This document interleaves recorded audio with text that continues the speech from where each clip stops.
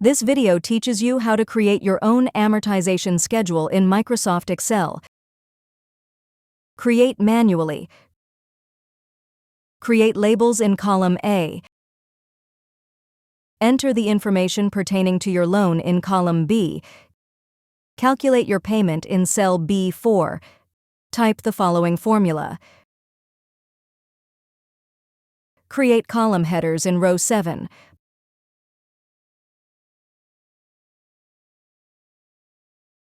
Populate the period column. Fill out the other entries in cells B8 through H8. In cell C8. In cell D8, subtract the loan interest amount in cell E8 from the total payment in C8. In cell E8, create a formula to calculate the loan interest amount on the beginning balance for that period. The formula will look like this. The single dollar sign creates a relative reference.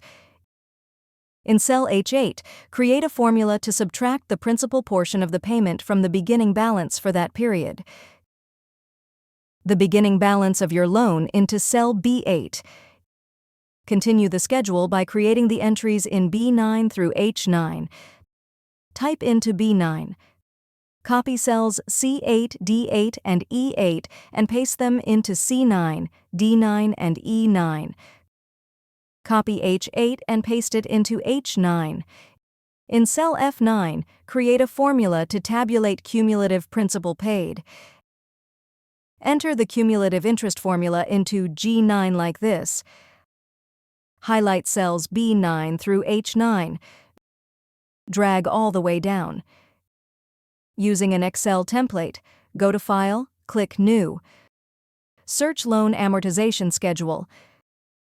Select Template. Click Create. Enter values. Save your files. If you found this video helpful, please click the like button and subscribe to our channel for even more helpful tutorials.